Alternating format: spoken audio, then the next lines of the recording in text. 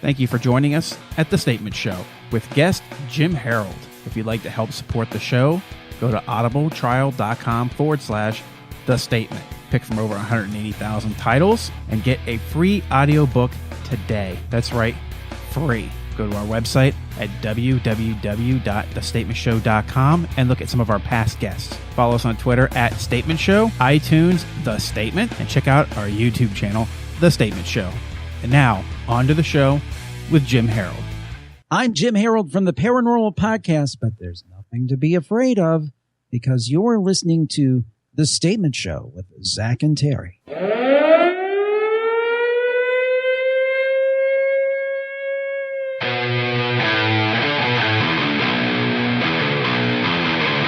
From the Night Shift Crew Studios in the DC metro area, this is The Statement Show. The lights are on. Hi, this is Stanton Friedman, the original civilian investigator of the Roswell incident, and you're listening to me on The Statement Show with Zach and Terry. Hey guys, it's Ivonica Dabra of Macabre Theater, and you're listening to Terry and Zach on The Statement Show. Ladies and gentlemen, this is Kyle Klessinger from 30 West Entertainment, and you're listening to The Statement Show with Zach and Terry. Hey, this is Corpsey. I am the publisher, editor-in-chief of Girls and Corpses magazine, and I am on the phone with Terry and Zach from The Statement Show. Corpses, woo!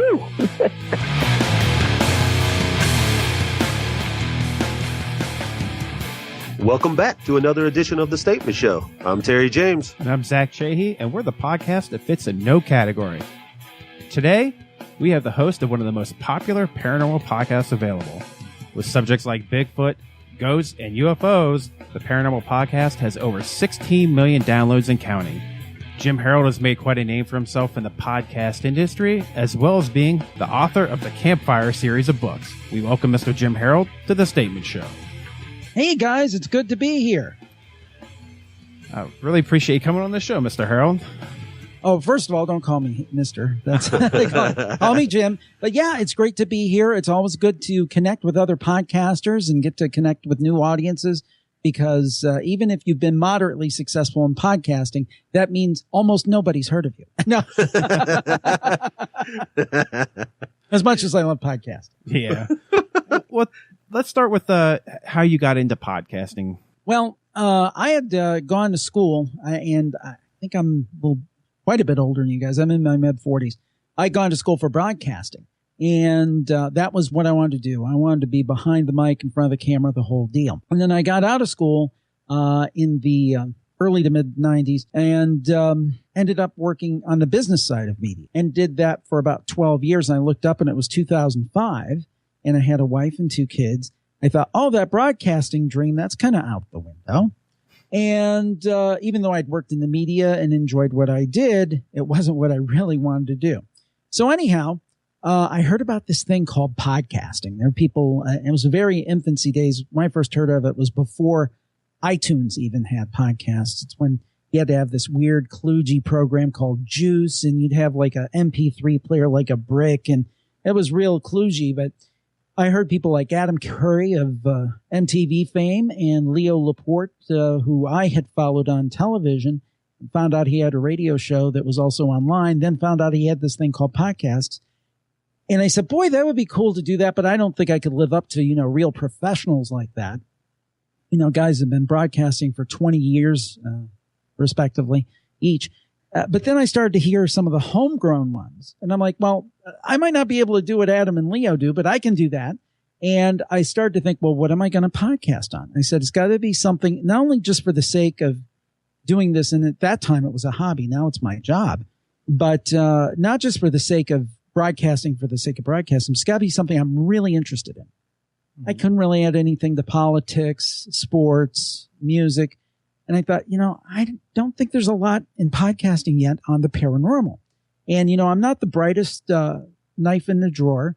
But I was sitting there and I'm like, well, I'm going to start a podcast on the paranormal. What could I call it? Now it's about the paranormal and it's a podcast. Well, a natural name would be Paranormal Podcast, but I'm sure that somebody's got that.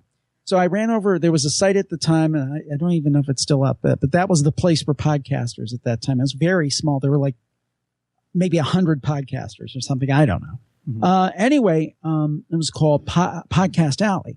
And I looked up and there were about 20 podcasts on the paranormal. And I thought, oh my God, how am I going to compete with all of these? But there wasn't one called the Paranormal Podcast. So I named it the Paranormal Podcast. And I think in some ways that's more of a key to my moderate success has been the fact that, if you Google it right now, I'm number like 1 and 2. And just through producing, since 2005, have built a little bit of a following and been able to do this full time. So I feel very blessed and very thankful to my audience. I'm blessed to be able to talk to you right now. And I feel like, in my eyes, a very successful podcaster. And I love the paranormal as well, which is why I listen to your podcast. It's kind of like listening to Coast to Coast. Well, I'm flattered by that. Yeah, I mean, I used to listen to that on the radio all the time, and then it changed channels, and I couldn't catch it anymore. And, of course, they have a website. You can go and download them. And so I went on and started, because I also listen to Leo Laporte and his whole tech. And because I'm a techie, and I listen to a lot of technology podcasts. I listen to comedy, so I listen to Adam Carolla. And then when I listen to paranormal podcasts, it would be yours. Because when I looked through the paranormal podcasting, I didn't see very much there that really, like, everything I would listen to didn't sound very professional. It just sounded, you're the first person I listened to that kind of gives me hear what I would hear on the radio from like the Coast to Coast and with Art Bell. And you just have that very commanding voice. And thank you. People really pick up on that. And I think that's why you're so successful. And in my opinion, you're only getting started. I've listened to stuff where you've talked about the afterlife and Bigfoot, and you really have a way of capturing people's attention. Oh, thank you. Well, the thing is, it really, I sometimes I worry that people think, well, he just picked the paranormal because it's been hot for the last decade on cable TV and those kind of things. But that's not true. When I was a kid, like a real little kid in the 70s, like 6, 7 years old, really what got me started in the whole thing, there was this old series, and if you look at it now, it looks a little campy, a little dated, In Search Of, with Leonard Nimoy. Absolutely. And I started watching that, and I never missed it. And then as I grew older, every time I would go in a bookstore, every time I would go in a library, I would gravitate towards that paranormal section. And anybody of similar age, you would go in a place and there would be one shelf that had books. And that would be it. I remember Time Life had a series of books that you could buy about the supernatural. And they used to have this kind of campy commercial with this woman fortune teller with a crystal ball. But I always was interested in that. It always fascinated me. So it's really kind of cool because what I get to do now, there's 3 things that I really enjoy. I do enjoy technology. Sometimes it drives me nuts, but I do enjoy it. I enjoy broadcasting, which this essentially is. And I am very interested in the paranormal, so I couldn't ask for a much better job than what I have today. Is there one subject over another that you like to pick through, or? Well, I like to, when I talk about the paranormal, I mean, I cast kind of the big tent. I include everything from UFO to Bigfoot to life after death to ghosts, the whole thing. So a lot of times I think these days, because of the TV shows, when you say paranormal, people automatically think you're talking about ghosts and ghosts only. So folks know I'm interested in all this stuff. But really, for me, the biggest question is life after death. What happens after we die? I tend to think that we live on in some form. It would seem kind of useless if we didn't. It'd be kind of depressing. Yeah. But I think that there have been enough things that have happened where people have gotten after-death communications, the kind of things with near-death experiences, some interesting things there. Even though it doesn't really kind of match up with my religious faith, reincarnation, there's some tantalizing things there when you see these kids who, are able to recount things they should not be able to recount. So really, to me, I think that's the greatest mystery that there is out there. What happens after we die? Is it nothing? Is it just one big dirt nap? Or do we live on in some form or fashion? And, I don't know that we'll ever be able to get the answers to that question. But it's interesting to ask them, at least ask the question. Well, I think we'll all get an answer to that question eventually. Yeah, I guess so. Right. Just one more thing on that, and I'm sorry to interrupt. No. One thing I say, and part of the reason it part of the reason it fascinates me is that, we're not all going to see UFOs. We're not all going to see Bigfoot. But we're all going to die, right? So it's really the topic that impacts everybody. Mm-hmm. Well, I had a experience. Now, I haven't had really any ghostly experiences that I had one little incident when I was a kid. So obviously that always interested me. I've always been a fan of Gettysburg, and we're not too far from there. So I go there all the time and do the ghost tours. But Sure. The afterlife has always sparked an interest in me, especially since when my dad passed away. And I had a dream that he came to me and said that everything would be okay. And I would like to think that it felt real, and it was about only 10 minutes long, but it felt like I was in the room with him. And to me, I've had people tell me, well, maybe it was just your subconscious doing what it needed to do to help you heal. But I would like to think that that's not true. I'd like to think that it really happened. So, well, I think that works on two levels. One is that if you're right and it was more than just a dream, boy, isn't that something? Secondly, if it was just a dream, but it comforted you, I mean, how awesome is that? So I think it works on a couple different levels. I would, if you don't mind, I'd like to tell you a story about a dream that was on my Campfire show just this last week and is one of my all-time favorites. Would you mind if I tell that story? no, Please go do. ahead. Well, first of all, I'll say I have another show which is actually kind of outstripping the Paranormal podcast in popularity these days. It's called Campfire. And that's where regular people call in with their stories of the supernatural, mainly ghost stories, but we get everything from shadow people to premonitions, doppelgangers to UFO sightings.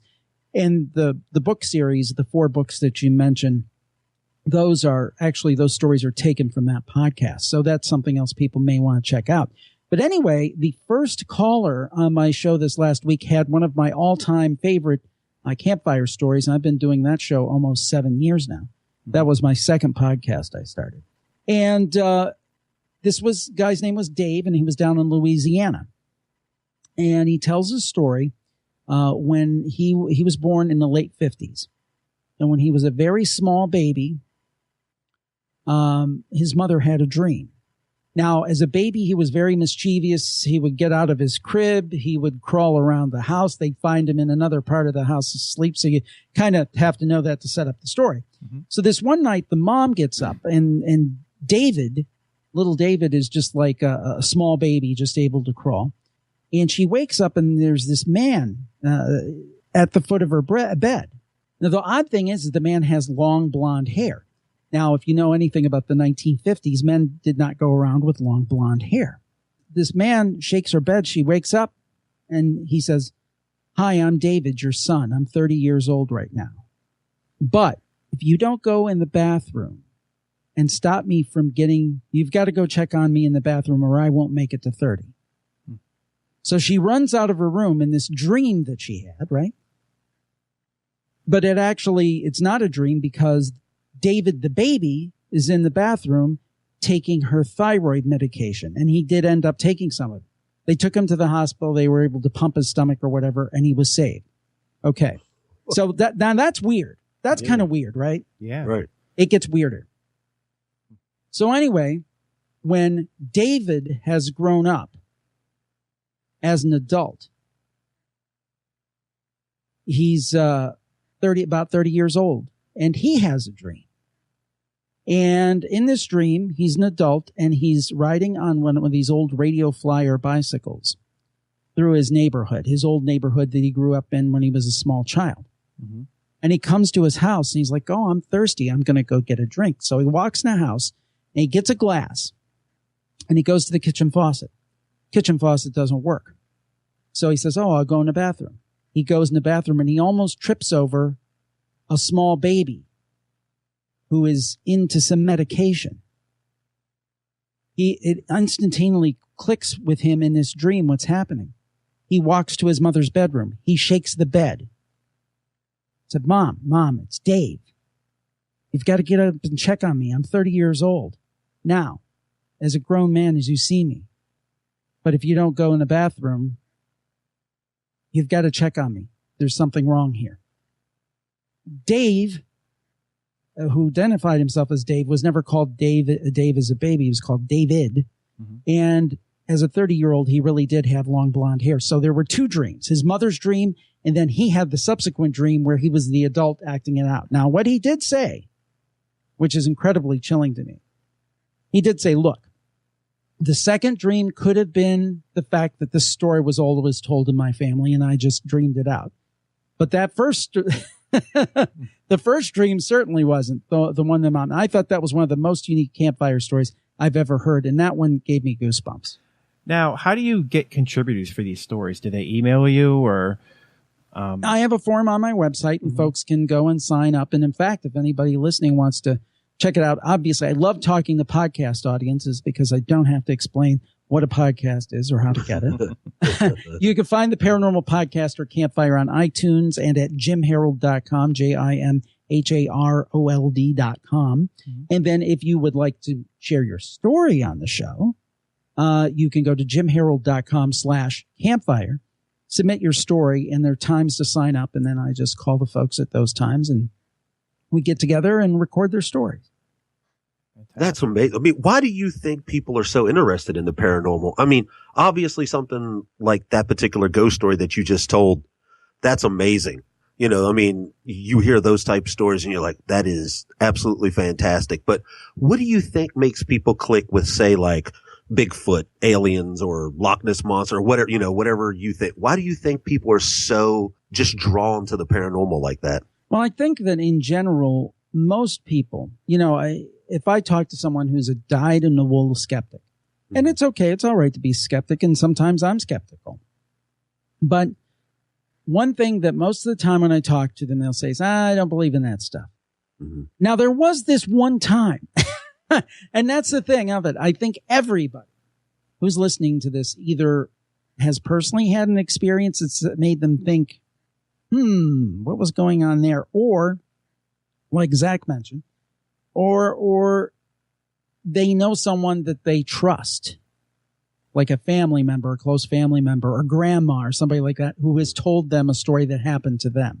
Absolutely. So it's a universal subject. So there is a universal interest. Now, certain like subgenres, like cryptids, like Bigfoot or Nessie or things, you know, that's one, honestly, like Bigfoot, I'm probably more skeptical about that than anything else. Right. Me too. Me too. But but there's still a piece of me that wants to believe. Yeah, me too. And it's like something that I don't believe it's probable, but I believe it's possible.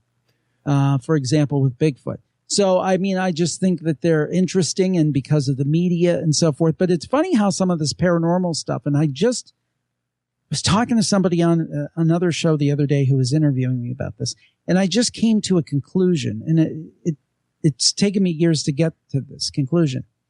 It's okay in the mainstream if we talk about the paranormal as entertainment, or we talk about it as, isn't that funny?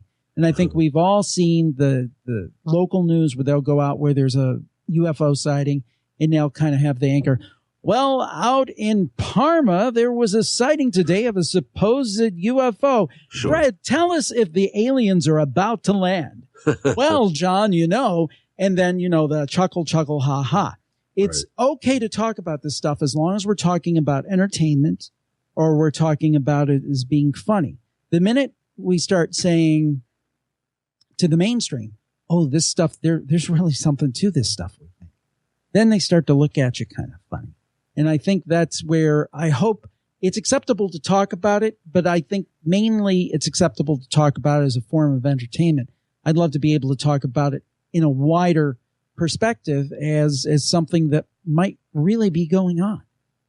That's I mean, like Ghost Adventures and Finding Bigfoot and things like that. You know, obviously Ghost Adventures has brought these things into the limelight. I mean, there's no doubt about it. Right, They've brought it front and center. Do you look at them as more campy, or do you look at them as bringing solid evidence to the table? How do you see Ghost Adventures? Well, first of all, I want to say something about the people who actually do the shows, the people you see on camera. Sure. I have no doubt that many of them are very sincere and want to have a real interest in this stuff and are really interested in, quote, finding the truth. On the other hand, I think the people behind the scenes that produce this stuff, the production companies out in Hollywood, probably the people there have no real interest in the subject matter. They just know that this is hot. So let's go out and cast our, 4 or 5 person team. We've got the 2 guys. You've got the one techie. You've got the one skeptic. And then you've got a couple of women, both probably very good looking. And I mean, it's just kind of like central casting. And I think that they get people who, want to be on TV, which I don't blame them. I think that they may be things that happened are shaped in a way that may not represent what's really happening. You know what I'm saying? I'm not saying that it's being falsified, but for example, let's say somebody drops a piece of equipment and somebody turns around and says, "What was that?" And then they edit it in such a way to make it, "What was that?" Right. And it's not the people actually that you see on screen. It's the people behind the scenes trying to make it more sensational. That's my sense of it. I mean, I've actually been approached by a few TV people. And then once we have a conversation and I talk about how seriously I take this and I'm interested in, doing a more serious treatment of it. What I would love to do is basically an updated version of In Search of, what Leonard Nimoy did. Sure.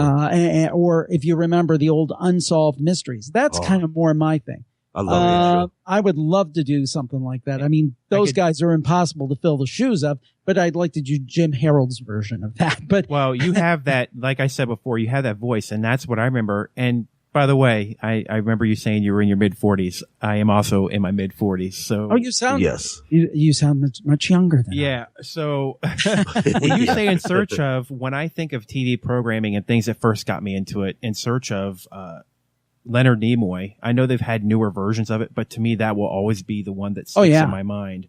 And those stories. I'm actually looking at the DVD set. I have it here on my shelf. It's very, by the way, if you love In Search of, go look on Amazon. I think it's like $50. It's not bad at all. Wow. But, I didn't even know that they were available on DVD. Oh yeah. Just a couple of years ago. And, it's great. It's a lot of fun. Actually, it's down to $41.99 and I don't even get paid for this. You have an Amazon link on your website? Hey, you could go through my links and search for In Search of. There you go. There you go. See? So go to Jim Harold's website and then buy through Amazon and help him out, because I want to see his podcast continue.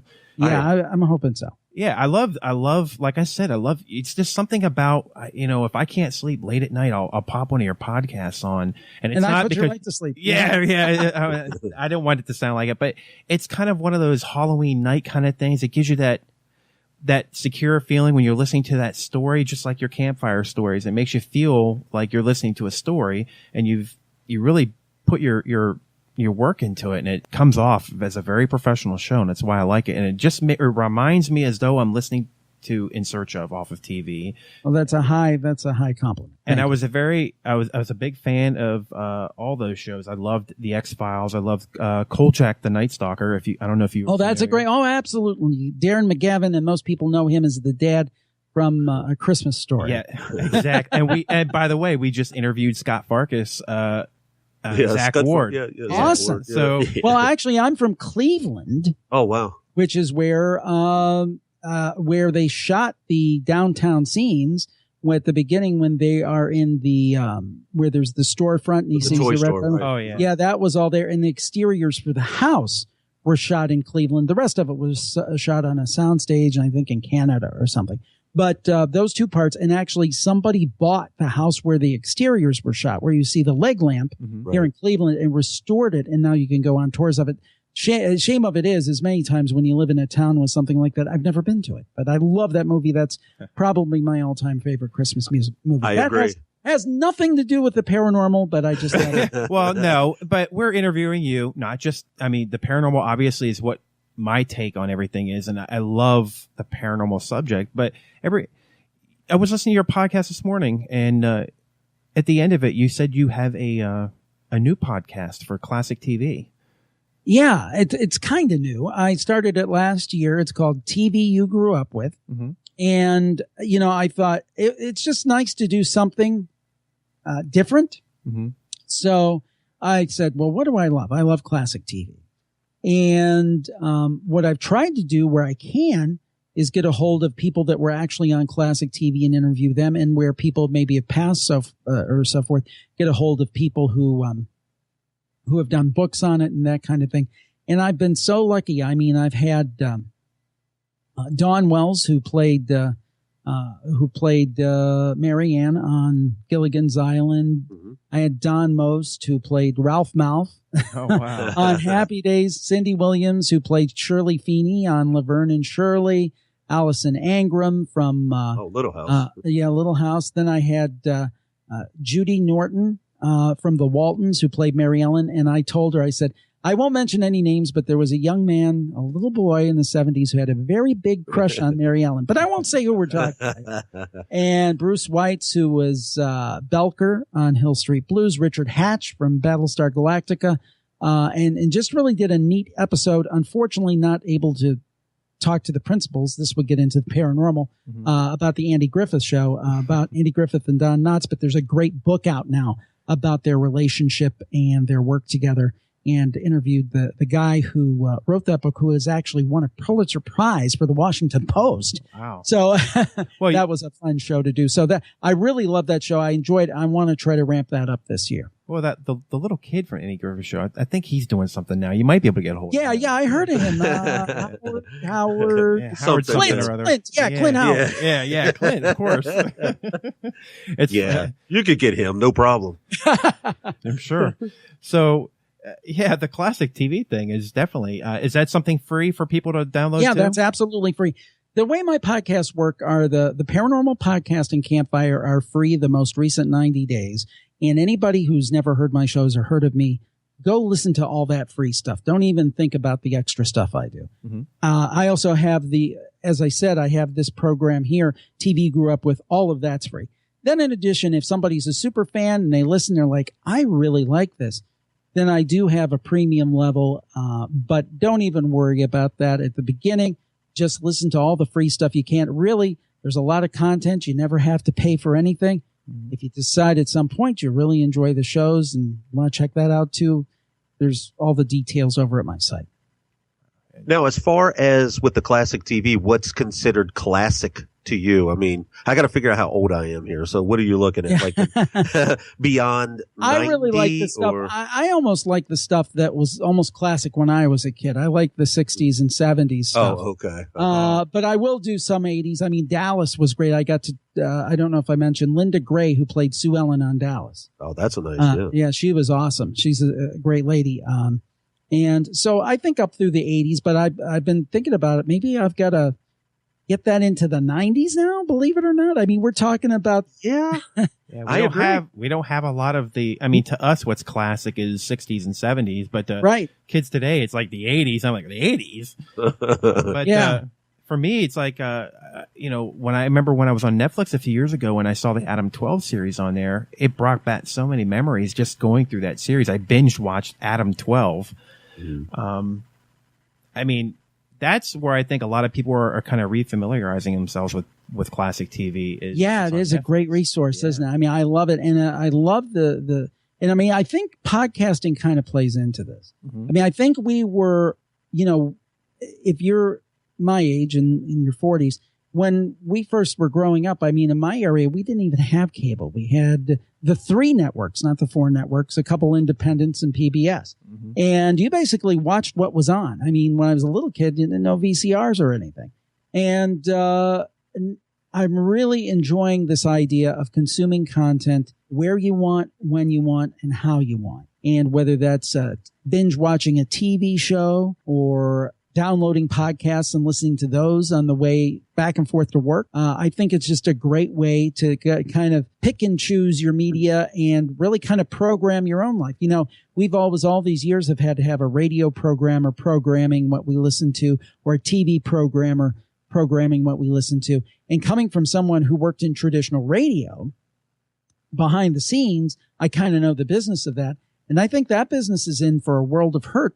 Because on the music side, you have things like Spotify and Apple Music and Pandora. Why do I really need to listen to radio, local radio, for music, especially when the program directors are telling the DJs not to talk? And I know that for a fact because when People Meters came in our market here in Cleveland, I know that DJs were told to talk less. So if you're taking away the local personalities, why am I going to listen to local radio for music? And then for talk, I mean, podcasts are great. I mean, you can drill down on subjects, you know, whether it's classic TV or whether it's the paranormal or whether it's business or whether it's marketing or whether it's tech. I mean, I think we're just living a very rich kind of age. It's like a second golden age of television and a second golden age of audio too. It's the Wild West right now too. It's kind of a new frontier. Anybody can do it as long as they put their mind to it and want to do something that sounds good. And that's pretty much where I think the industry is going. And that was one of the questions I'm going to ask you is, you know, where do you see the podcast industry going? Where do you see yourself fitting into that? Do you see yourself becoming a network down the road and maybe having other people under you? I've thought about it. I mean, I've thought about trying to do kind of what Leo Laporte does for the paranormal. But the thing is that takes money and all that stuff, which I don't necessarily have right now. Well, you have kids, so yeah. But to be honest, I would love to do something like that. And I think there would be a market for it. I think that, you know, the independent producers, I think it's good to get in as soon as you can because bigger companies are noticing now. And if you look at the charts and the companies I'm up against when I'm and usually, and the skeptics hate this, a lot of times I'm in the top 20 podcasts for science on iTunes.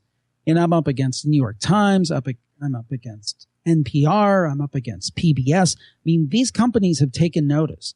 So I think that you guys and others who have gotten in are smart because I think that it's going to get harder for the independents to make their mark as this becomes more entrenched. That being said, I think that it's, you know, when I started, back in my day, when I started, I mean, if you wanted to talk to any substantial amount of people, you had one of two choices.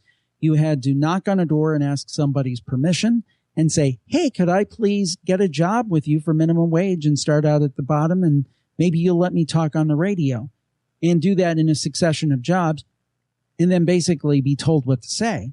Or, you know, if I would have gone in 2005 to a radio station, local radio station, say, hey, you know, I used to broadcast a little about 15 years ago with Ice College. I really think I had some potential.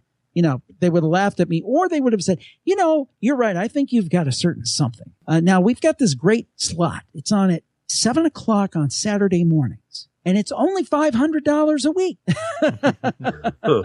So the thing is that that's the way it used to be. It's not that way anymore. And I think it's a great thing. As much as you want to make it. And I think that's where you're filling a niche. And it's direct marketing, and I think advertisers are going to start flocking more so to podcasters. It's not as it's been scary because the last couple of years there's been some patent troll issues, and I'm sure you know what I'm talking about. Yeah, and there are people who just disappeared because they were afraid. But you know, I think a lot of them stuck in there, and now things are getting a little better, and I think advertisers are starting to see the potential in podcasting, and you starting to see all the big celebrities are doing their own shows now, you know, right? Shaq and all these other guys. Well, I got to tell you something. A couple things I'll tell you is I've been approached by some podcast networks, and I won't mention any names, but I've just decided, you know, I'm going to remain independent because really it doesn't bring me any benefit. You know, I'm just going to lose control, and you know that's why I'm doing this myself. Yeah. But the other thing I'll say about the podcast, this was a great example of how powerful podcasting can be. I was listening to a local radio station. They have every week, they have comedians in. And they got kind of serious and they were talking about different things. And the guy had a podcast and they were kind of joking. Everybody's got a podcast. And he said, well, you know what? He said, don't laugh. He said, I was in Ireland a month or two ago and some kid walks up on the street to me because he knows my podcast. And then he said, you know what? I get more traction out of being on a good podcast than I do being on the Tonight Show. So it's real and it's just going to get bigger as all of this gets easier to access in terms of smartphones. I mean, smartphones have made a huge difference. You don't have to hook up any cables or any crazy stuff and sync and all this stuff you had to do in the old days.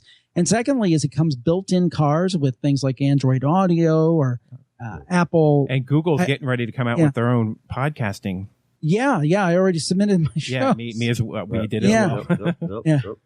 And then CarPlay, I think it is Apple's CarPlay. You know, once that's built in, I think right now the two advantages radio has is it's everywhere. Like you probably have 10 radios in your house, and I do too, or more. And the second thing is that you push a button and it goes on. Rather than trying, I got to make my Bluetooth work with my car, and then I got to it's got to get a little easier. But I think it's going to get easier, and I think it's just going to get bigger and bigger. Absolutely. Well, I can honestly say, like you were talking about the Ireland story, I know with us, we have a pretty high Twitter presence. And I know for me, at least myself anyway, I'm not speaking for Zach, but for myself, I love to communicate with all of our listeners on Twitter. And it's so nice to hear when someone says, really enjoyed your interview with this person or that person. Oh, yeah. It just really makes you feel good and lets you know that, that your listeners appreciate what you do. This is something that I believe podcasting can really do, because I don't have that degree. I've never been on the radio. I've never done that. And when Zach and I decided to start the podcast, like yourself, it was, nobody knew what a podcast was. We say, we're going to start a podcast. Well, what is that? What are you talking about? What do you mean? Are you going to be on the radio? Yeah. Not really on the radio, but I tell people it's radio on demand. Yeah, that's right. And when I knew podcasting had like crossed some critical boundary, when I turned on Saturday Night Live and I saw them doing a parody on cereal. And I don't mean Captain Crunch, the podcast series. And when I saw that it'd been mainstream enough to make fun of it, I'm like, aha, we've arrived. Exactly. And you have people like Joe Rogan and Adam Carolla that are really just, they're doing something fantastic for the podcast. Absolutely. And they really are. And I said, I think that the independents have to be careful, but I also agree with you. There's another side of the coin to that. They're bringing people to podcasting who would never consider it. Exactly. The Leo Laportes, as you said, Adam Carolla, Mark Maron, people like that are bringing people like, oh, well, Adam Carolla has a podcast. I got to see what this is. And then they get into iTunes and they see, oh, there's all these other shows, and I'm interested in the paranormal, and I'm interested in classic TV, and I'm interested, and they kind of go down the wormhole. Exactly, because, you figure 10 years, 5 years, whatever, before podcasting, or at the beginning, at the infancy of podcasting, you would have never heard Schwarzenegger on a podcast. He had to go to Jimmy Fallon or Jay Leno or whatever. Now it's nothing to hear an actual celebrity on a podcast. That tells you the direction we're heading. I know us personally, we had Fran Drescher, a couple of years back. And, for us, that was, wow, that's a big, Fran Drescher, you have the name. Absolutely. Well, I'm going to tell you that the very first interview we ever did was, Stanton Friedman. And it was. And he was my second, by the way. Yeah, really? Okay. He was just the greatest. And he's a great guy, and he's very giving of his time, and he's not getting any younger. He's up there, and that guy has an amazing travel schedule. And we did an interview with him, and we did one actually about a month or so ago, I believe, with him as well. Yeah, I listened to a little bit of that. Yeah. I listened to the one he did on yours, and I was like, oh man, our podcast sounds so amateurish compared to his. Oh my! Well, I could tell you though, the one that I did was back in 2005, and I sounded like I was coming from a tin can. I mean, the first I've interviewed him a couple times, but I listened to those first shows I did, and my ears bleed. We do the same thing. But it's an evolution, and I think you guys and me too were lucky that we started at a time when maybe people's expectations weren't so high. I think now, in terms of audio and things, people aren't going to stand for substandard audio and substandard sound. If they turn on a show and it sounds like crap, they're not going to bother, because they expect, I think the people that go in now to iTunes and the podcast app and they see things, they expect professional quality. And if it's not, they'll turn it right off. Agreed. Absolutely.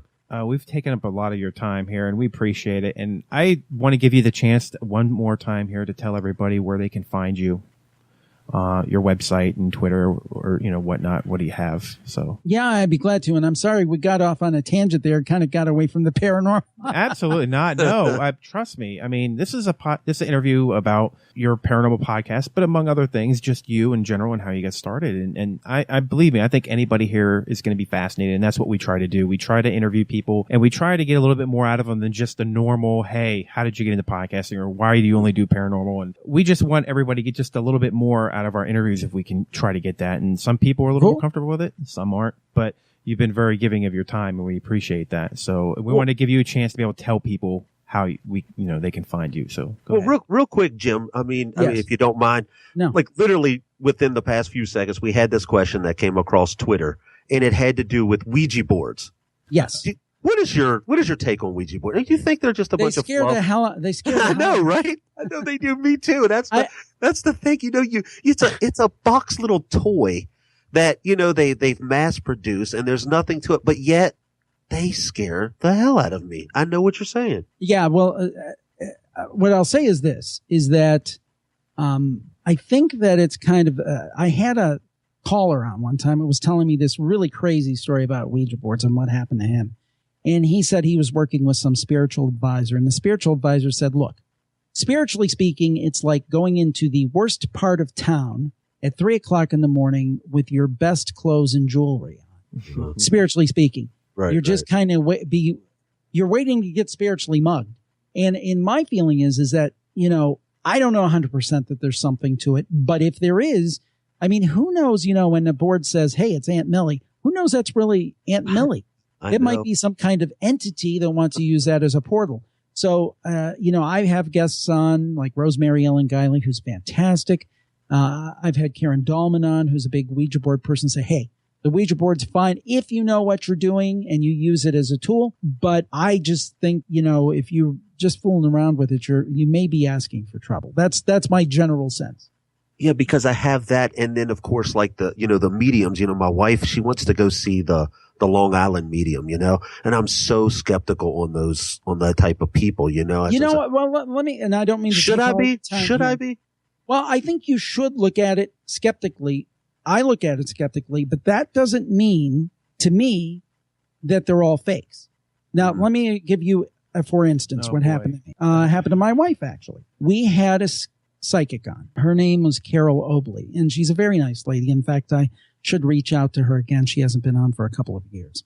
But anyway, what happened is I took callers just for fun to kind of test her. I took my wife as a caller, but I did not identify her as my wife. So I said, we have Dara on the line from Ohio, and she has a question, and what do you see, and blah, blah, blah. And you might hear my dogs barking in the background. We'll see how good my soundproofing is. So anyway, she says, well, I see this, the female figure, the usual stuff you hear. And then she says, I see this one young man, very close to you, died very unexpectedly, a very young age, and he wanted you to know that he says hello. And it's like a Robert, Bob. And my wife was just freaked out. Her best friend in high school was named Robert, Bob. Oh, boy. Committed suicide. Oh, no. So, I mean, and again, that's not something like, because I know the techniques that, and I'm not suggesting Carol uses, right. but I know that they can use cold reading, and they can kind of work and say, I see a female. Is there a older female on your site? If you get somebody if you get somebody in your 40s, there's going to be an older female that died, right? They can did hit she have gray hair? generalizations. Yeah. But I mean, that was a dead hit. And there was, first of all, she wasn't there, so she couldn't read her face. It was over the phone. And to pick, why didn't she pick Jim or Bill or Steve? And that just blew me away. I'm like, either this woman is A, incredibly lucky, or B, she really has something. That being said, I think that psychics specifically it's a very tough thing, because there are, unfortunately, I think, charlatans out there who say, this is a great way to separate people from their money. So, I mean, I've interviewed James Von Prague, who was a guy behind Ghost Whisperer. I've interviewed quite a few psychics. I'm still skeptical in general, but I think it's very possible that some people do have gifts. I just had a little bit of a problem with some of it. I've watched some of these shows, like Penn and Teller have a show where they I won't say the actual name because it's a swear word, but they basically tell them how these hucksters go out there and do their thing. And some of these shows where they have people come on and they do those reads of the afterlife, and they have people kind of go around the audience asking general questions of the audience beforehand, and they feed them this stuff before. Right. Right. I think there's definitely a fraudster aspect to it. And I think there are fraudsters out there. And I actually had a skeptic on who talked about much the same thing. I believe his name's Mark Edward. And he was a quote show. I think he was like at one point, one of these phone psychics. And then he went into doing it like for entertainment, almost like the Penn and Teller thing. And he talked about the techniques that were used. So yeah, I think it's definitely, I don't think there's anything wrong looking into it, but I think have a firm grasp and be very careful. And, if somebody's asking for exorbitant amounts of money or something like that, obviously that really doesn't make a lot of sense. It's like all the TV shows that are out there with the ghost hunting. And I was hook, line, and sinker. Every one of them I watched from the beginning. And then somewhere around the 4 or 5 seasons in, they started to lose their luster because you could tell that in the beginning, not every episode, they didn't hear everything or they didn't see everything. And that was fine. People were fine with that. And then all of a sudden, it's like every episode they were hearing something, but you never saw anything. They have all these cameras, but you never hear or see any of what they're seeing. The thing is that, for example, on my Campfire show, some people say, I gave you that story that I gave you is one of the more dramatic, right? But there's some that are very more subtle, like people hearing a song on the radio or they're not like hit you over the head. And some people say, the stories aren't scary enough. And it's like, the stories are what people experience. And I don't exaggerate them. And when I put them into my books with their permission, I don't change the stories. I may rewrite it slightly to make it flow and make sense in the written form and correct some of the language, English or whatever. But I don't change the story. I try to pick the best stories, but I'm not going to change what somebody says. And I think the paranormal sometimes is much more, people are used to blood and guts, Saw, really kind of gory, frightening, terrifying things. And that's fine for entertainment. But the thing is that I think the real paranormal in real life is much more subtle than you see in the movies. I think people have gotten to the point of like, it's not scary enough. You know what I'm saying? Yeah. And I think that the real paranormal, as it displays itself, you've got some cases like that gentleman I talked about earlier that are really like the ones that could be a television show or a movie. And then you've got the more normal ones, where I hear from my people, something's like, wow, that's pretty cool. But it's not like fall off your chair. But it does make you think. It does make you think. And that's the scary part about even with the technology. It makes it easier to fake a lot of this stuff as well. And that's that's a good point. Yeah, I mean, I've done a video podcast in the past, which are probably going to revive, called The Paranormal Report. I do that with Micah Hanks. And we used to do a lot of UFO videos and stuff and ghost videos. But now that stuff can so easily be faked that they're almost not worth looking at. Yeah, you have to be an expert in video technology to be able to see if it's been modified. And right.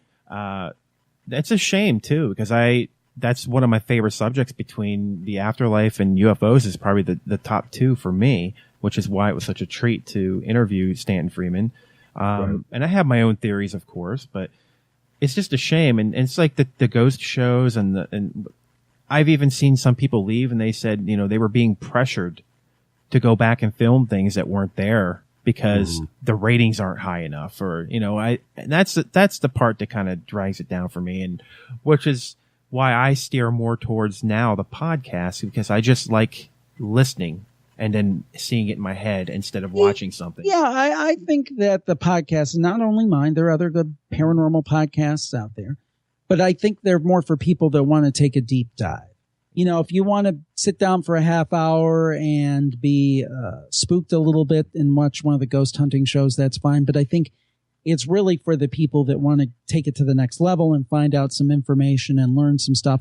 And theory, the way I look at it, when I bring somebody on, me bringing them on is not necessarily me saying, yep, they got it figured out. But I want to hear as many different theories as I can. Some of them are very plausible to me. Some of them are out there. I had a gentleman, he's been on the show twice, by the name of Nigel Kerner. And he has a couple of wild theories. One of them is that aliens are non-biological and they are somehow trying to steal our souls. It's actually called Gray Aliens and the Harvesting of Souls. And then now he's working on a project, and I don't know where he is with it now. He actually thinks that the human race has been seeded. If I remember correctly, I don't want to misquote. The technology we have in large part has been seeded by aliens to keep our eye off the ball and to distract us from their nefarious plannings. Now, again, that's a little like out there for me. Yeah, I mean, I had a conversation with someone the other day who was talking religion and told me that he thought that Jesus was actually an alien. I mean, I've heard that kind of thing. It went everywhere. I mean, it truly went everywhere. I had never heard that one before. Have you? I guess. I mean, we've had you on for a while, and I don't want to take up any more of your time, but I do have one other question now, since you've got me thinking about it. Have you ever had anybody come on the podcast where you felt like this isn't doing it for me? I'm sorry, I can't do this. This isn't cutting it for me. Have you ever had anybody on, and you don't have to mention any names, obviously, but it just didn't seem to meet your criteria? Maybe I've had one or two I haven't aired, but that's about it. Okay. Because I'm very much, the show's not about me. Mm-hmm. Unless I thought somebody was trying to rip somebody off or in some way be nefarious, or if I knew that I was talking to you mentioned psychics who were out there trying to scam people. Sure. I wouldn't air something like that. Right. Yeah. But in terms of theories, a big thing that I get on the show, I'm one of my Plus Club. I have a show called The Other Side, and that's a lot of metaphysical stuff. And it gets into a lot of the more, which is not as much my cup of tea, but I know a lot of people like it. And there are a lot of people have books out about it. So that's part of my Plus Club. And it's kind of new agey, some of the people. And a lot of these people are the kind of people who say, oh, well, there's no evil out there. That there's just less evolved levels of spiritual development. Mm-hmm. And I'm like, okay, so you're telling me that Hitler was at a lower at a lower level of spiritual development. Personally, and I guess I'm kind of old school black and white guy in terms of not seeing things as much in shades of gray, but I tend to think that there's good and I tend to think that there's evil. But that just because I feel that way doesn't mean I shouldn't have somebody on the show who puts forward their theory. Doesn't mean I agree with it. That's up to the listener to decide. Yeah, so, I agree. So I pretty much I look at myself as, I think sometimes people think I'm more of a participant. I look at myself as like, if you remember, I'd like to think of myself as the Charlie Rose of the paranormal. Okay. Or the Larry King of the paranormal, that kind of thing. I'm just bringing people forward to get their information out, then you, the audience, decide. Okay. Well, it was funny because, you had told a little story and Zach had told a story about his father earlier in the show. And this kind of brings me to the last question that I had for you, but there's a little bit of backstory to it. So about 2 months ago, I'm laying on my bed and I'm talking to my grandmother on the phone. My grandmother recently has passed away. But she had cancer and I was talking with her one day and my dog came in the room and into my bathroom. He jumps up, puts his paws up on the toilet and starts barking like crazy at this old fishing lure of my grandfather's. He had gave it to me before he passed away. Okay. Now here's what was crazy. Now listen to this. There's no air in there. There's no nothing. I mean, to the point to where that it could blow. Okay. It never blows at any point ever. It never moves, never nothing. I go into the bathroom because I'm on my cordless phone with talking to my grandma. I walk in. This thing is swinging back and forth. I'm not making this. I mean, totally swinging back and forth. My dog is going bananas at this fishing lure. I mean, going crazy over it. And I get this weird feeling, I don't know if it was just because that it was just an eerie thing, but I kind of got like these goosebumps all over me, and just as it started slowing itself down and it eventually just stopped. My dog jumped up on the bed, laid down with me and it was over.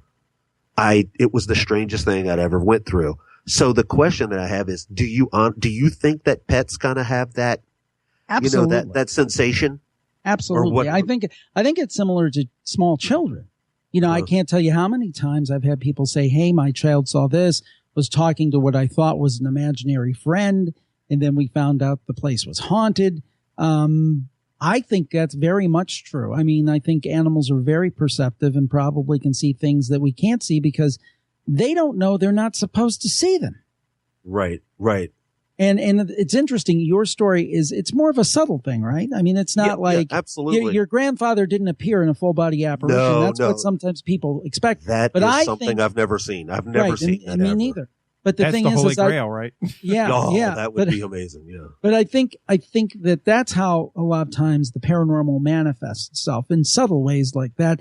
And sometimes that's not enough for people. But I think that's really the way it happens. Have you yourself had an experience? I've had, I've been in some of this is in my books. I've been in a place like just minutes from what would have been a sure death, and something told me to get away from where he's at. And this is one of my favorite stories, and it's not really paranormal, I guess, but maybe it is. I was on vacation, and I was walking with this nice young lady, and we were getting to know each other. I was in my teens, and we were this was in a rural area, and we were walking past one of those huge log trucks, the ones with the big chains on them. You know, you get behind them on a road, it's a real pain. Logging truck. And there was a huge amount of logs. And when we came to it, she went on the left side, I went on the right side. And as I was walking past it, something said, you need to get away from this truck. So we walked on past it. We walked for about 50 feet, and then we heard a big rumble from behind. I looked back. Almost all the logs on that truck had fallen off, a chain had broken, and they all fell where I was walking mere moments ago when something told me to get away from it. Now, the skeptic would say, maybe subconsciously somehow I heard the stress of a chain breaking, and something told me to get away. Maybe it was a guardian angel. I don't know. Your last podcast. But that's a possibility.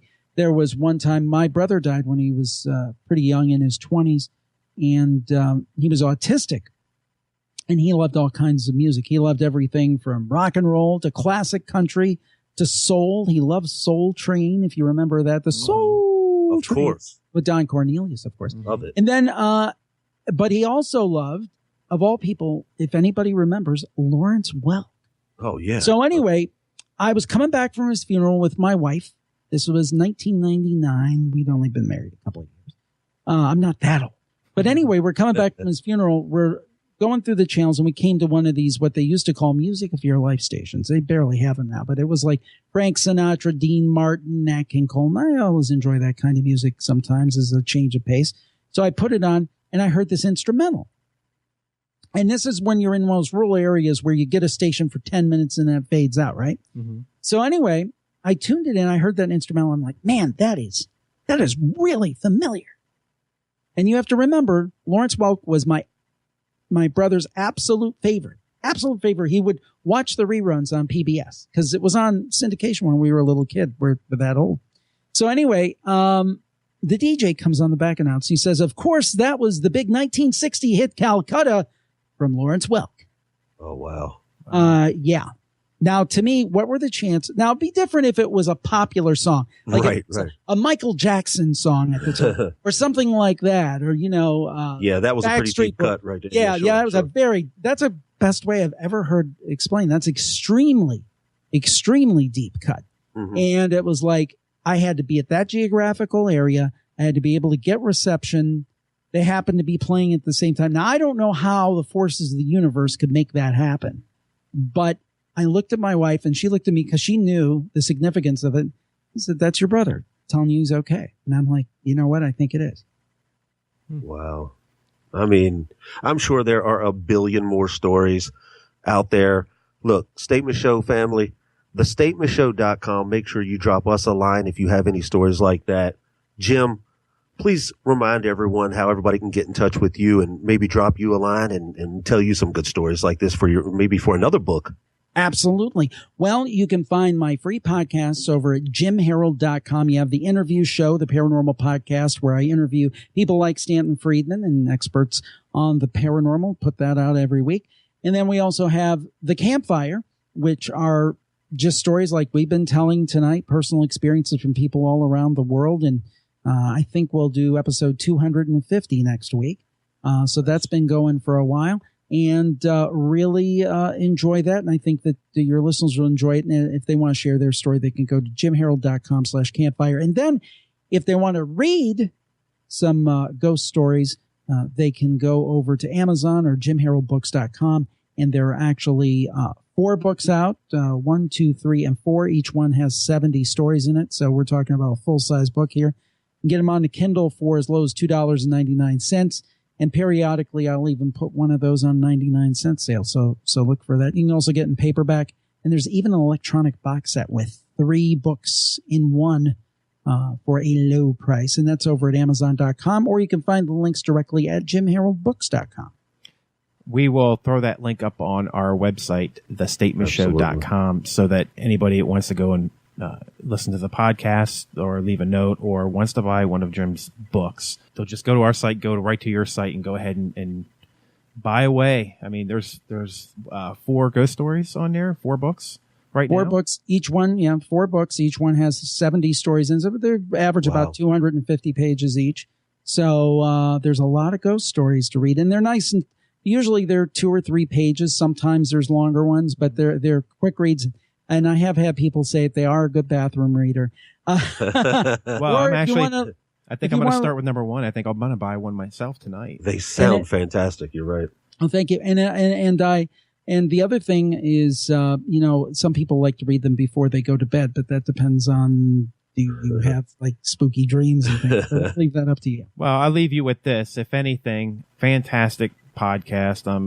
I was glad you came on, and I'm definitely going to check out one of your books here. And if anybody wants to get a hold of Mr. Harold, go to his website at jimharold.com. And Jim, I really do appreciate you coming on. It's been a lot of fun. I hope we can do it again. I agree, man. You've been fantastic. Thank you so much. And we wish you nothing but the best. Thank you, guys. Everybody, that was Jim Harold. Man, I don't know about you, Zach, but I think I could have had about another 3-hour conversation just talking with him about, whatever. I mean, those stories were the greatest. Wow. Wide-eyed. I mean, I just felt like it's kind of like listening to one of his shows is kind of like think back to the 40s, the 50s, when when they didn't have TV and they just had a big radio in the living room, and they'd go up and turn the radio on and just, sit there or lay down on the floor and just listen to things and visualize in their mind. That is kind of, to me, what listening to his podcast is. Mm-hmm. And I almost feel like it's my private little thing. I listen to his show, and that's like, when you listen to it, you're like, this is my thing. And now it's like, I feel like it's fantastic. I get to share this with other people. Yeah, he was a good guy. I mean, like I say, I think that, I don't know about you, but we kept talking and talking and talking, and I had like maybe 5 or 10 more other questions that I wanted to talk to him about. And I looked down, and we're at an hour, and I'm like, I can't keep the guy on the phone for another hour. I know I could have. Oh, I could have. I mean, but at some point he's gonna gentlemen, that's I'm hanging up now. Yeah, you guys got to go away now. Yeah, I'm done. So and that's the kind of shows I like. I mean, absolutely. I mean, when you can look down and barely even know you were talking with someone for an hour, that tells you right there how great the conversations really are. He was a good guy. Exactly. So again, jimharold.com. Now I noticed he's got a premium plus club, and I know he said you don't have to go there right away, but I'm telling you, you have to go there right away. I'm considering this too, because I want to go back and look in his archives, and it looks like it's Jim Harold Plus Club is let's see here, it's jimharold.net. So you can sign up for a Plus Club, and he has got archives you can listen to that has over 1,057 exclusive archive podcasts on there. 4 Campfire storybooks on Amazon. So we're going to put a link to Mr. Jim Harold's website on our website at thestatementshow.com, and click on the little podcast.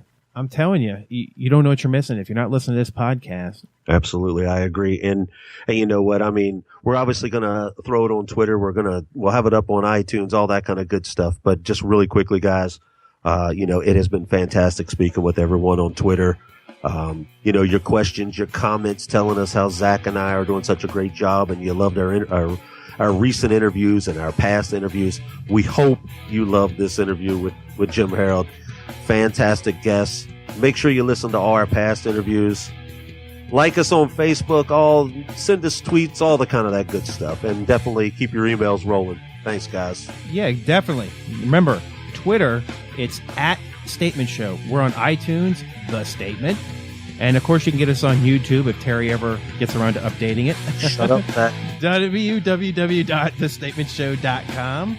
And if you want to help support the show, go to audibletrial.com/The Statement and pick from 180,000 audiobooks and keep it for free.